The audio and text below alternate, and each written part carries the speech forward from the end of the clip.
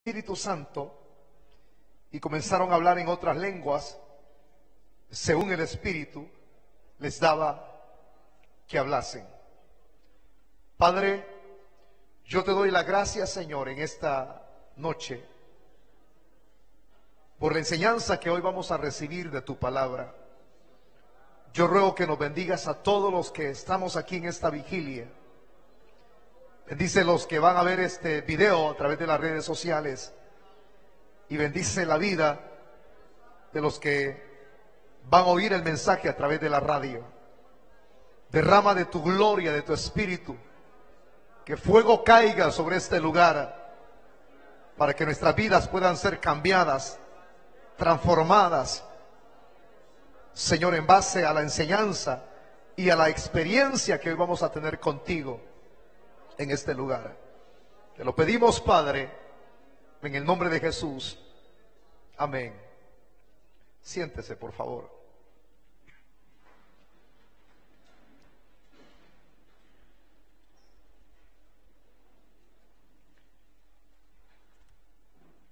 Antes de analizar los versículos que acabamos de compartir, quiero decirles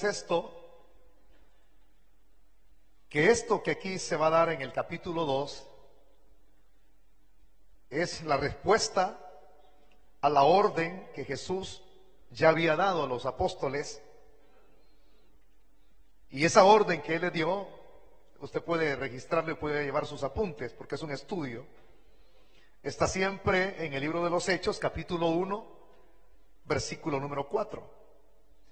Vean ustedes las expresiones de Cristo, la orden. Y estando juntos, les mandó que no se fueran de Jerusalén, sino que esperasen la promesa del Padre, la cual les dijo: oísteis de mí. Por eso le decía, es la orden, es la respuesta a la orden de Jesús que Él había dado a sus discípulos, que esperaran el don del Espíritu Santo pacientemente, pero en un lugar en donde el Señor les indicó, geográficamente hablándolo, y era en Jerusalén. En Jerusalén había la casa de una mujer que se llamaba María. María, según la Biblia, en su análisis, es la madre de uno de los que sirvió como colaborador de Pablo, que su nombre se llama Juan Marcos, que fue uno de los que al principio, en los inicios, él se retractó y retrocedió se acobardó y abandonó a Pablo. Eso fueron los inicios de Juan Marcos. Entonces, la madre de él fue la que dio la casa en donde los discípulos se reunirían para poder esperar el don de la promesa del Espíritu Santo. Entonces, estando en este lugar geográfico, claro, la casa de María era una casa amplia para que haya sido una casa diferente, porque según la cantidad que aquí habrían de reunirse, entonces tenía que ser una casa de manera considerable, larga, grande, la parte de lo que nosotros llamamos en la actualidad segunda planta, ese era el aposento alto. Algunas de las casas de los judíos eran casas pequeñas, pero la mayor parte de ellas tenían la cualidad de tener una doble planta, en donde muchos la ocupaban para orar. Pero esta casa era más amplia. Entonces, para que hayan cabido 120 personas, eso indica de que entonces era amplia, era grande. Ahí estaban, en este sitio, y ellos estaban esperando pacientemente en oración porque el Señor les concediera ese regalo, el don del Espíritu Santo.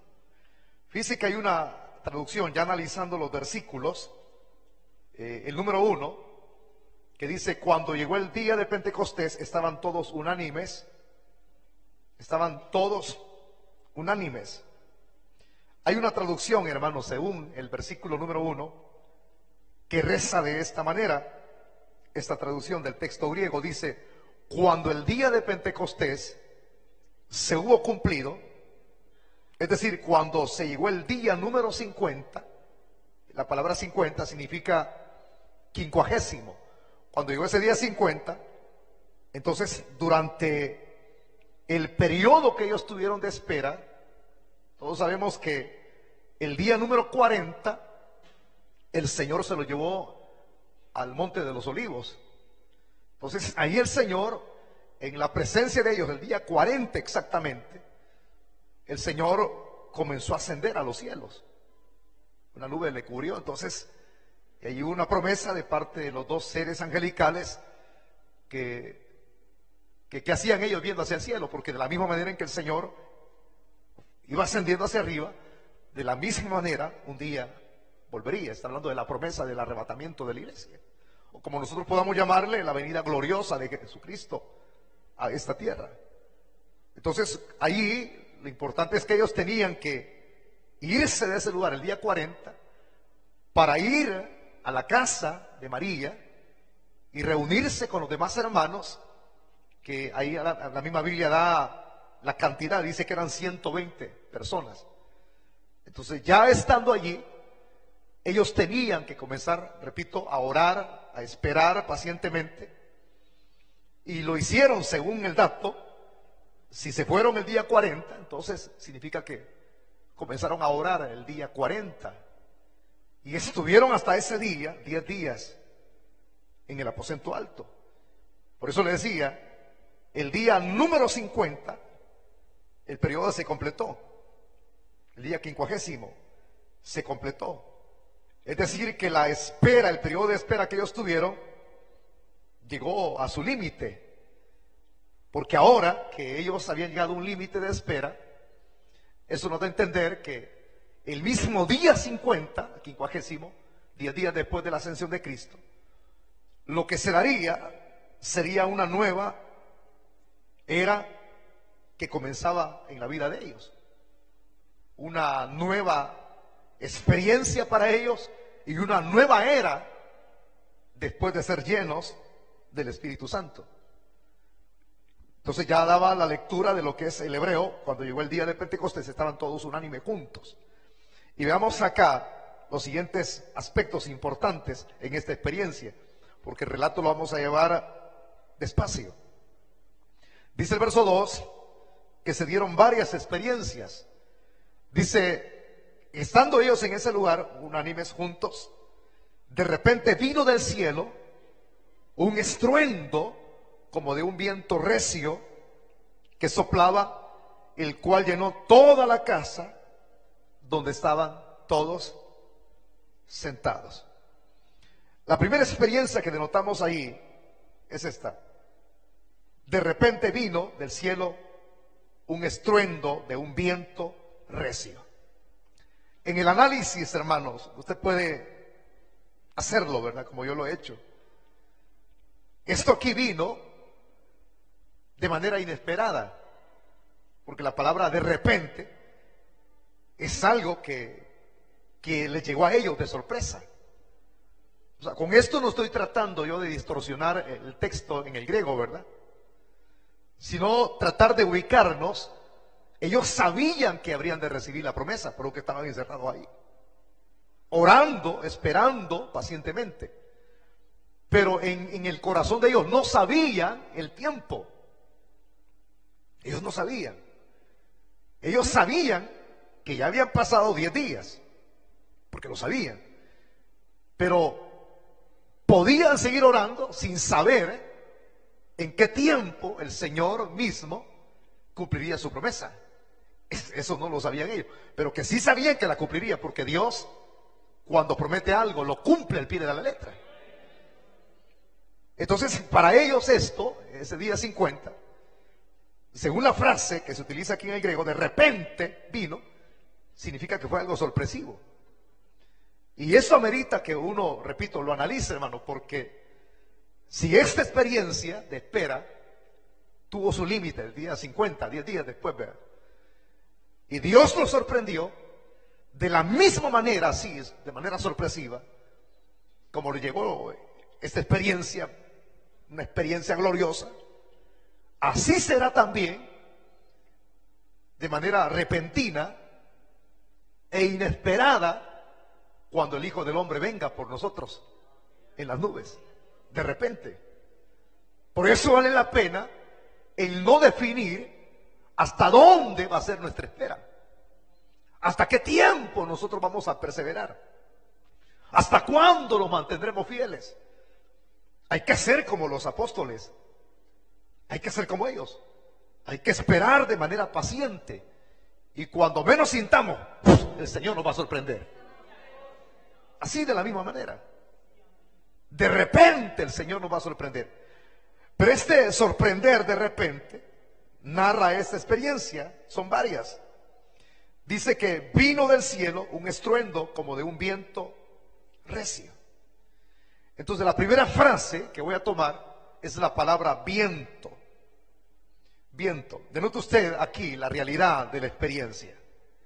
Era la celebración del día de Pentecostés. Era una fiesta la cual se estaba celebrando de Pentecostés. La celebración, hermano, se daba por varios días. Pero el caso se da que en este día era un día, como alguien podría llamarlo, quizás común o un día especial. El que recibe una experiencia sobrenatural le llama un día especial. El que le llama un día común es porque para él todos los días son comunes. Pero para aquel que recibe una experiencia espiritual con Dios, ese día es especial. Según la narrativa, eran horas de la mañana en el día de Pentecostés. O sea que era temprano. Si eran horas de la mañana, entonces lo que uno puede encontrar acá, que esto que ellos habrían de recibir era algo tan sorprendente. Porque de pronto, si era en la mañana, esta gente que estaba reunida allí, los 120, escuchan el sonido de un fuerte viento. Un fuerte viento, pero era fuerte el viento, según lo que narra acá el versículo número 2. Un fuerte viento. Y cuando se da este fuerte viento, hermano, se da la experiencia añadida que este viento soplaba. Pero ahí la pregunta, ¿de dónde soplaba? ¿Quién era el que soplaba este viento? Es una pregunta interesante, ¿verdad? Porque una cosa es hablar de lo normal de la naturaleza, porque Dios es el que ha hecho todas las cosas perfectamente. No hay nada que Dios haya hecho de manera equivocada. Todo lo hizo de manera perfecta. Todos sabemos que hay un viento, ¿verdad?, que va de acorde a lo que Dios ha creado. Pero este viento, el cual soplaba, no era el viento común de la naturaleza. Este viento, el soplo de este viento venía desde los cielos. Una cosa es lo que se da de manera natural y otra cosa es lo que viene de arriba. Y ese es lo grandioso. Entonces, si este viento soplaba desde los cielos, ahora a esto se añade un aspecto importante. Y es que, hermano, aquí se añade otro segundo aspecto, el cual yo le tomo relevancia e importancia. Y según lo que se ve en el verso 2, hay un sonido como de viento fuerte, se lo acabo de decir, fuerte al soplar. Pero fíjese que hay un dato curioso acá. En mi Biblia, por ejemplo, no es una Biblia de estudio, pero en mi Biblia aparece estas expresiones. Yo se las voy a comentar aquí. Sí, aquí aparte de eso, las escribí aquí. Tanto en el hebreo como en el griego, esa palabra, soplar, en el griego es una, y viene siendo una, y es la misma palabra. Es decir, que representa el doble del significado. Porque alguien puede diferenciarlo y decir, una cosa es viento y otra cosa es espíritu. Pero cuando se habla de viento y se habla de espíritu, en el hebreo, según el Antiguo Testamento, es una misma frase. Por eso es que tenemos que familiarizarnos. Cuando usted lea en el Antiguo Testamento la palabra viento, significa espíritu. Y cuando lea la palabra espíritu, es el mismo significado de viento.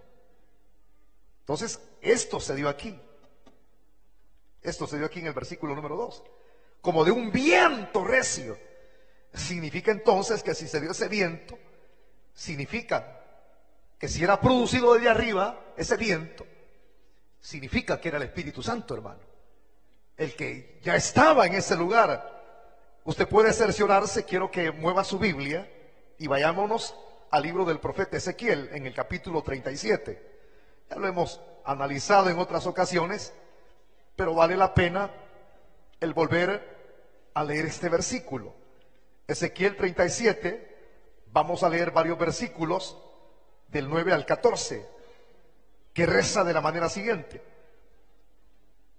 Dios le dijo a Ezequiel, y me dijo: profetiza al Espíritu, profetiza, hijo de hombre, y di al Espíritu: así ha dicho Jehová el Señor, Espíritu ven de los cuatro vientos. ¿Escuchó? Así ha dicho Jehová el Señor, Espíritu ven de los cuatro vientos y sopla sobre estos muertos y vivirán. Y profeticé como me había mandado, y entró espíritu en ellos y vivieron y estuvieron sobre sus pies, y un ejército grande extremo. Me dijo luego: hijo de hombre, todos estos huesos son la casa de Israel. He aquí, ellos dicen: nuestros huesos se secaron y pereció nuestra esperanza y somos del todo destruidos. Siga leyendo, por favor. Por tanto, profetiza y diles: así ha dicho, verso 12, el Señor: he aquí, yo abro vuestros sepulcros, pueblo mío, os haré subir de vuestras sepulturas y os traeré a la tierra de Israel. Y sabéis que yo soy Jehová, cuando abra vuestros sepulcros y os saque de vuestras sepulturas, pueblo mío. El último texto: y pondré mi espíritu en vosotros y viviréis, y os haré reposar sobre vuestra tierra, y sabréis que yo Jehová hablé y lo hice, dice Jehová. Ahí puede observar usted la frase en el hebreo que hace unos segundos le acabo de mencionar. O sea, representa el doble. Viento es lo mismo que espíritu. Espíritu es lo mismo que el viento. Veámoslo ahora en el Nuevo Testamento. Todos nos recordamos de la experiencia que tuvo Nicodemo. En el Evangelio de Juan, capítulo número 3, versículo número 8. Apúntelo, reza así. Le dice el Señor a Nicodemo, bueno, lo voy a leer desde el verso 7. No te maravilles que te dije, os es necesario nacer de nuevo. El viento sopla de donde quiere y oyes su sonido, mas ni sabes de dónde viene. Mire qué tremendo, ni a dónde va. Está hablando del viento, el cual es natural, ¿me entiende, hermano? De eso está hablando el Señor aquí. El viento sopla de donde quiere y oye su sonido, mas ni sabes de dónde viene. Eso es por lógica, ¿verdad? Ni a dónde va. Así es todo aquel que es nacido del Espíritu. Está hablando ahí del viento. Y por eso es que aquí, denote la frase, aquí no escribí nada, sino que la frase en esta Biblia, que no es de estudio, pero es letra grande, dice: la misma palabra griega significa tanto viento como espíritu. Vuelve a corroborarlo, abajito de las expresiones que yo acabo de mencionarle a usted. Ahora, si usted tiene una Biblia de estudio, le va a dar a conocer lo que yo estoy leyendo ahorita. Así es la obra del Espíritu, como el viento. Usted siente la brisa que le pega, ¿verdad? Y sabe lo que el viento hace, porque en veces cuando los vientos, hermano, están tan, ¿qué le digo?, en una fuerza tan tremenda que hasta pueden derribar casas. Usted ve que el viento lo siente, pero no sabe para dónde va ni dónde proviene. Así es la obra del Espíritu Santo también, como el viento. Cuando una persona nace de nuevo. Por eso, y ahí la gran importancia entonces de esa expresión, el viento, lo que acabamos de leer acá en Juan 3:8. Por eso que usted y yo podemos sentirlo, podemos oír el efecto del viento, pero nadie puede decir: yo vi el viento. Nadie. Simplemente lo sentimos, hermano, pero no podemos verlo. Así es lo que vino aquí en el capítulo número 2. Ese viento que no era parte de la naturaleza, sino que vino de arriba. ¿Cuántos alaban al Señor? Diferente a cualquier viento. Más adelante le voy a explicar una experiencia que tuvimos en una actividad evangelística. Muy, muy linda la experiencia. Pero por eso amerita entender que este viento no viene más que solamente de arriba. Como dijo un escritor, viene no del aspecto atmosférico, sino del cielo mismo. Entonces, aquí hay otro dato importante que quiero compartir con ustedes, porque quiero que comprenda toda esta enseñanza. Según la Biblia, el viento muchas veces se utiliza como un simbolismo.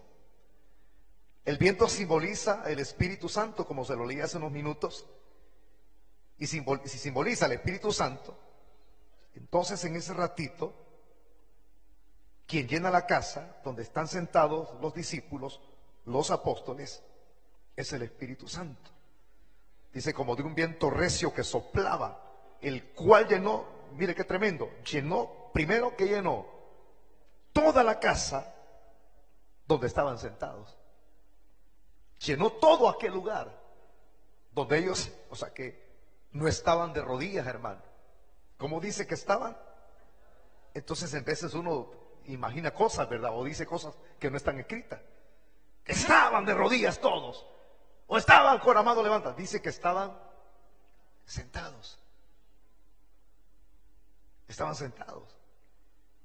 Y ellos mismos, cuando estaban en esta posición sentados, pudieron oír con sus propios oídos el sonido del viento.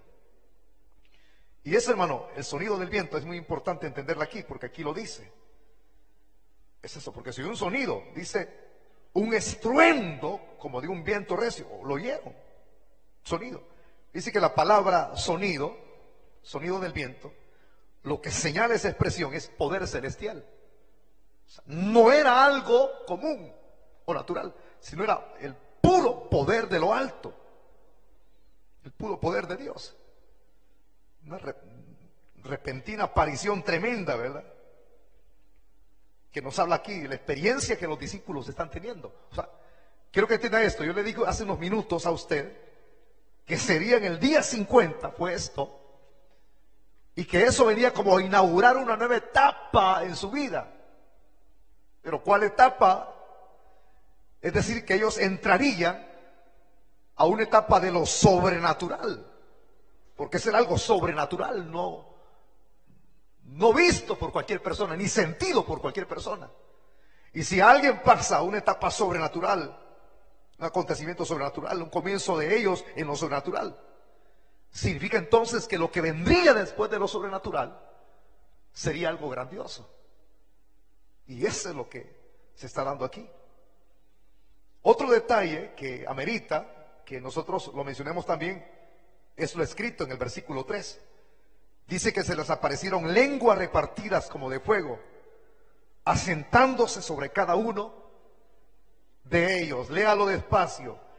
Y se les aparecieron lenguas repartidas como de fuego, asentándose sobre cada uno de ellos. ¿Qué dice que se les asentó? Lenguas repartidas como de fuego. Repita la palabra conmigo 2 veces. Fuego. Fuego. ¿Sabían ustedes que esto es el cumplimiento de la misma escritura? ¿Quién habló de esto? ¿Quién profetizó unos años atrás esta experiencia? Juan el Bautista. Repita la frase conmigo. Juan el Bautista. Abra su Biblia en Mateo 3:11, por favor. Mateo 3:11.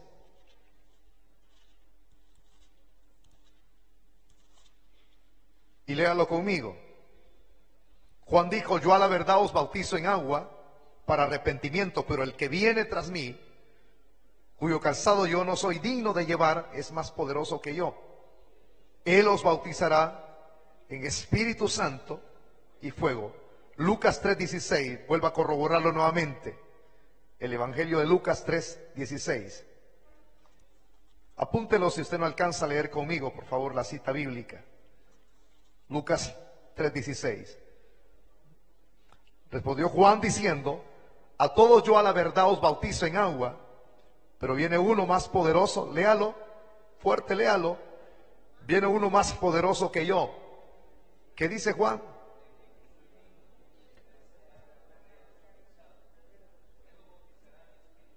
De quien no soy digno de desatar la correa de su calzado. Él lo bautizará en Espíritu Santo y fuego. O sea, esto ya se había hablado y ahora se está cumpliendo. Porque eso es lo que dice el verso 3. Se les aparecieron lenguas repartidas como de fuego. El fuego, cumplimiento de la promesa. Pero hay un dato que aparece en el Antiguo Testamento al hablar de la palabra fuego. Fíjese que muy a menudo, cuando uno lee el Antiguo Testamento, claro, en textos claves, en el Antiguo Testamento el fuego es símbolo de presencia. Repítalo fuerte conmigo. En el Antiguo Testamento el fuego es símbolo, uno, de presencia de Dios. Y decía un escritor, en presencia de Dios en relación con la santidad, el juicio y la gracia. Vamos a corroborarlo esto a la luz de la Biblia, si es cierto. Primero voy a abrir mi Biblia en el libro del Éxodo, en la experiencia que tuvo Moisés, ¿a dónde? En el monte Horeb. El himno, ¿cómo reza el himno? Allá en el monte Horeb, la zarza ardía. ¿Para que así lo dice? Éxodo 3, versículo del 2 al 5. Y se le apareció el ángel de Jehová en una llama de fuego en medio de una zarza. Y él miró y vio que la zarza ardía en fuego y la zarza no se consumía.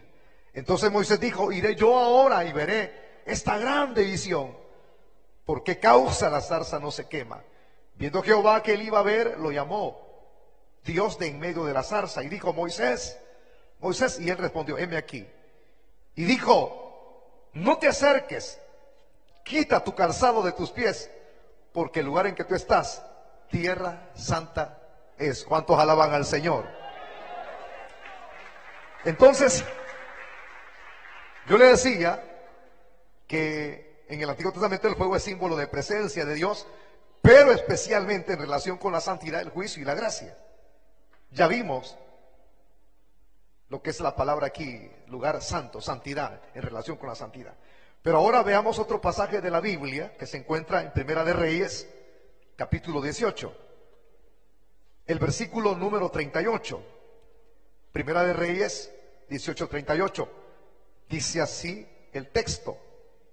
Entonces cayó fuego de Jehová y consumió el holocausto, la leña, las piedras y el polvo, y aún lamió el agua que estaba en la zanja. En la zanja. Una cosa es santidad, juicio, y otra cosa es la gracia. Estamos aquí, iglesia. Hay otro texto más que quiero compartir porque es el tercero. Está en Segunda de Reyes, capítulo 2. De Segunda de Reyes. Busque conmigo el versículo número 11, por favor, del capítulo 2. Dice así, apúntelo. ¿Lo tenemos, iglesia? Léalo pues. Aconteció que yendo ellos y hablando, he aquí un carro de fuego con caballos de fuego. Puede leerlo de nuevo. Aconteció que yendo ellos y hablando, he aquí un carro de ¿qué era? De fuego, con caballos de fuego. Apartó a los dos y Elías subió al cielo en un torbellino. Por eso estamos corroborando acá que al hablar de fuego, entonces, ¿qué está corroborando usted? Que lo que significa fuego es un símbolo de la presencia de Dios. De todo lo que ahorita en los tres textos hemos acá mencionado. Pero ahora hay otro detalle interesante. Estos creyentes que estaban reunidos en el aposento alto, no solamente oyen la venida del Espíritu, sino que también lo ven. Hay quienes, hermanos, no creen ni de lo que la Biblia dice. Y eso lo está mencionando aquí el libro de los Hechos, capítulo 2, el cual estamos examinando ahorita sus versículos, los versículos correspondientes. se les aparecieron lenguas repartidas como fuego. El Espíritu vino como viento. La presencia de Dios, el fuego. Pero esto que estaba sentado en las cabezas de ellos no era ninguna ciencia ficción. Era la realidad, hermano. Ellos comenzaron a verlo con sus ojitos. Oyen el estruendo, pero también, aparte de oír, lo ven. ¿Por qué? Porque toma forma de lo que pareciera ser lengua de fuego. El fuego es símbolo, le dije hace unos minutos atrás, de la presencia divina. Y toma la forma de lenguas.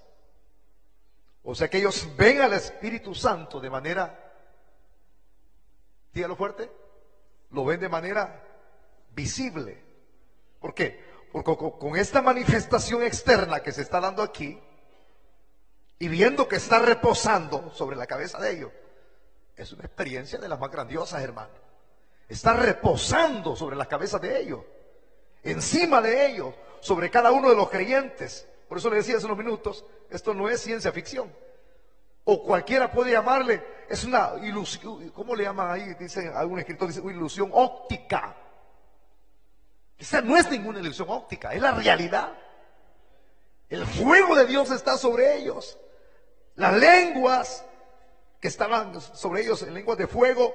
Y en ese ratito, cuando eso estaba sucediendo, hermano, según lo que dice el verso número 4, dice que fueron todos llenos del Espíritu Santo y comenzaron a hablar en otras lenguas, según el Espíritu les daba que hablasen. La experiencia comienza aquí, en lo externo, y termina en lo interno. Pero qué grandioso sentirlo y verlo. Dígalo fuerte conmigo, sentirlo y verlo. Porque todos comenzaron a hablar en otras lenguas. Fíjense que en el texto griego, cuando uno revisa el original, lo que da a entender esto, fueron todos llenos, indica que la llenura ocurrió solamente una vez. Solamente una vez. ¿Por qué no solamente una vez? Es decir, que ahora que el Espíritu Santo vino como viento, sacudió, llenó la casa, se posó sobre ellos como en llamas de fuego, en ese mismo instante, cuando todos son llenos, según el texto número 4, el Espíritu Santo en ese mismo instante vino y no se volvió a ir.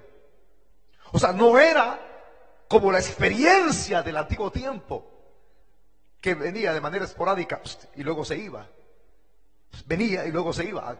Aquí la experiencia es distinta, porque cuando viene y ellos oyen, ellos ven con sus ojos y ellos son llenos en ese mismo instante, Él vino para quedarse, para permanecer dentro de ellos. Por eso es que Él está aquí. Aleluya. Y por eso es que usted va a ver experiencias como estas, hermano, porque estamos estudiando la Biblia. Va a haber experiencias de estas de manera real. Por ejemplo, Hechos 4:8 dice así, yo lo voy a leer. Entonces Pedro, lleno, ¿cómo dice que estaba? Lleno del Espíritu Santo, le dijo, gobernante del pueblo y ancianos de Israel. O sea, no fue únicamente la experiencia en Pentecostés, no, ya vino para quedarse.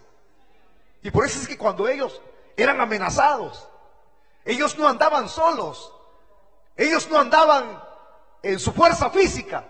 Dice, Pedro lleno del Espíritu Santo. O sea, Él vino para quedarse, para estar ahí, no para irse. Otra experiencia más, ahí en 4:31, aquí está, aquí mismo, dice así: cuando hubieron orado, el lugar en que estaban congregados tembló. Qué tremendo como va a suceder hoy aquí en este lugar. Dice que tembló y todos fueron llenos del Espíritu Santo y hablaban con denuedo, con valentía, la palabra de Dios. Él vino para quedarse. Por eso, hermano, si alguien le pregunta a usted, pastor o el líder, ¿verdad?, el derramamiento del Espíritu Santo es repetitivo, ¿usted qué le respondiera? La realidad en base a lo que estamos estudiando, no es repetitivo, porque el Espíritu permanece en la persona. Él vino para quedarse. Ahora, cuando yo le he hablado ya, le he enseñado de todo esto, hay una pregunta que yo no quiero que usted la pase por alto, y es esto: ¿qué efectos trae cuando una persona es llena del Espíritu Santo? Qué bueno es la pregunta si alguien la hace. En primer lugar, nosotros sin el Espíritu Santo estamos incompletos. Cristo dijo esta frase: yo me voy, pero no los voy a dejar huérfanos, sino que les voy a enviar un consolador. La palabra en el griego es parakletos, que significa un compañero inseparable. Un compañero inseparable. Entonces se lo voy a enviar. Ya Cristo lo había dicho en los evangelios. En el tiempo, claro, que solamente él sabía, y que ellos no se lo esperaban que iba a ser el día número 50, pero vino. Entonces, cuando una persona no tiene el Espíritu Santo, está incompleta. Una cosa es su conversión. En el momento de su conversión, el Espíritu Santo lo sella. El sello es una cosa diferente. Cuando Cristo le dice a sus discípulos: reciban, lo sopló. Ese es el sello. En el momento en que usted le da su vida a Cristo, que al frente es sellado con el Espíritu Santo. El sello adjudica que somos propiedad absoluta del Rey de Reyes. El sello. Ya no somos del mundo, ni del diablo, ni del pecado. Somos del Señor. Pero ahí hace falta algo.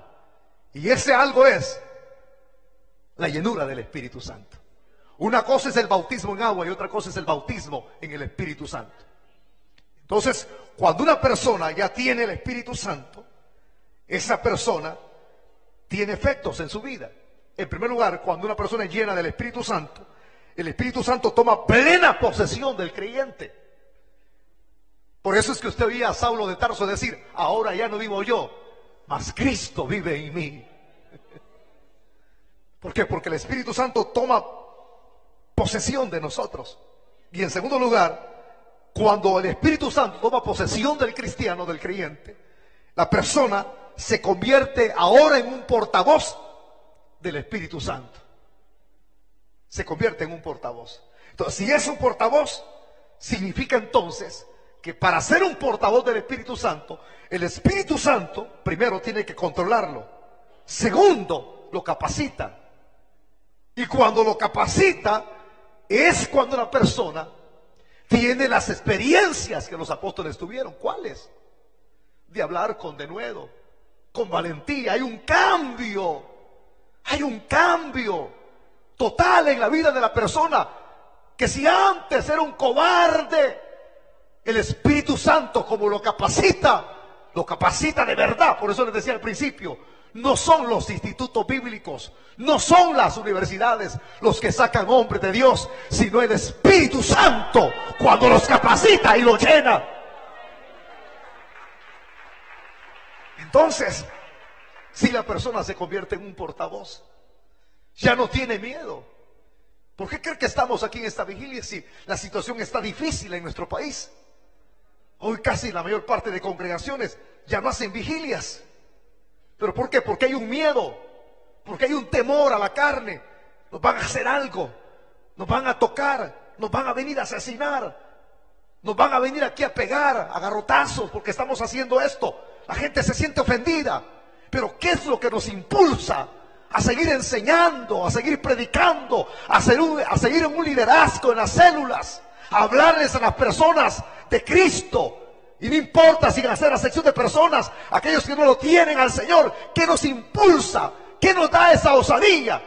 De nuestra propia cuenta, nuestra carne teme, porque nuestra carne está indispuesta. Uno teme. Pero cuando se lleno del Espíritu Santo, hay una transformación total. Nos convertimos en personas que podemos transmitir el Evangelio. Por eso le digo, es muy importante el tener el bautismo del Espíritu Santo. Es urgente que usted lo tenga, porque vienen días difíciles en el 2017. Vienen meses, vienen años en donde vamos a ser amenazados como iglesias de no seguir predicando el evangelio. Ya nos enviaron una señal, nos robaron los power. ¿Qué significa eso? Que como sabían que íbamos a tener varias vigilias, hermanos, consecutivas, dijeron, le vamos a mandar una señal para que no hagan nada. Pueden llevarse todo lo que hay aquí en este lugar, pero si tenemos el poder del Espíritu Santo, no vamos a callarlos. Vamos a seguir adelante, predicando el evangelio de Jesús. Pero ¿qué nos da ese valor? Es su llenura. Y le vamos a hablar a quien sea del evangelio. Si les ofende el nombre de Jesús, para nosotros es salvación. Aquí no estamos perdiendo el tiempo en este lugar de Chalchuapa. Sabemos que urge, tenemos la necesidad, el hambre. Yo le digo al Señor, produce hambre en mí, produce un apetito de búsqueda de tu Espíritu. Que cada vez que hablemos la palabra y cuando nos acerquemos para ministrar, las personas sean tocadas. Más que oír de cuentos de los hombres de Dios, de los misioneros, que un tren iba pasando, las almas cayeron en una cantidad de más que esas experiencias. Queremos algo real en Chalchuapa. Que las personas oigan hablar más que de esta denominación central, que oigan hablar lo que el Espíritu Santo está haciendo en los corazones de aquellos que eran inservibles, y que el ser cual abra los corazones. Pero los primeros que tenemos que tenerlo somos nosotros. De esa etapa sobrenatural iban a pasar a una más, hermano, grandiosa, porque sería ya cosas maravillosas. Por ejemplo, usted puede leer de Pedro, que dice la Biblia que Pedro le acercaba a los enfermos, porque la gente quería que aunque sea la sombra de Pedro, porque había Espíritu Santo en ese lugar. Porque había temor de la iglesia de ofender a Dios, porque había Espíritu Santo, había santidad en la iglesia. Hoy les vale un comino si perdonan o guardan el pecado en las congregaciones, pero lo tienen escondido, como es el que más diezma, hay que dejarlo ahí con privilegios. Por eso es que hoy falta el Espíritu Santo. Los hombres lo han sustituido por dramas, por chistes, por conciertos, por mercadotecnias. Lo han sustituido, pero eso no sirve. Eso no es duradero. Los efectos que trae cuando se aplican elementos humanos, eso no sirve. Pero cuando hay permanencia del Espíritu Santo, hay un deseo de servir, hay un deseo de predicar, hay un deseo que le dice, no te calles, no te calles. Y otras personas dicen, te van a tapar la boca, te van a hacer daño. Por eso es que los apóstoles podían decir, no podemos dejar de decir lo que hemos visto y oído. Y hemos entendido que es más importante obedecer a Dios antes que a los hombres. Necesitamos presencia de Dios en este lugar, más que hablar, más que gritar. Necesitamos una evidencia que corrobore quién lo llamó a nosotros, quién nos preparó a nosotros. Que cuando nos pregunten, ¿quién te preparó? Usted no señale el instituto bíblico, usted señale el Espíritu Santo y dígale, yo soy un iletrado, yo no sé nada, si apenas kinder estudié. Pero ¿quién le ha enseñado esas palabras que habla usted con sus labios, con su boca? ¿De dónde proviene esa autoridad? Dígale, proviene de lo alto, porque Él me comisionó, Él me preparó. Necesitamos hombres encendidos en fuego, más que apariencias. Necesitamos hombres que ganen colonias. Necesitamos hombres que ganen barrios. Necesitamos mujeres que lleven el evangelio. No necesitamos bomberos fríos, apáticos, tirando agua, sino hombres comprometidos con Dios, que conozcan quién es el Espíritu Santo. Uno está acostumbrado a hablar de Dios, a hablar de Jesús, a hablar de la tercera persona de la Trinidad, pero muchas veces ni lo conoce quién es Él. Y yo sí lo conozco. Él está aquí en esta hora, Él está en esta madrugada, en este lugar. Él lo va a llenar a usted. Por eso es que usted no puede salir a predicar vacío. Usted tiene que llevar más que el aprendizaje de una guía. Tiene que ir encendido por el fuego. Porque cuando usted recibe esa experiencia, una etapa nueva, sobrenatural, viene sobre su vida. Él está aquí hoy en este lugar. Allí donde tú estás viendo este video, Él te va a llenar allí. Cuando tú escuches este mensaje en la radio, Él te va a llenar allí. No pasen aquí. Allí quédese, doble rodillas ahí a la par de su asiento y levante sus manos al cielo. Nadie se quede sentado en su silla. Todos pónganse de rodillas.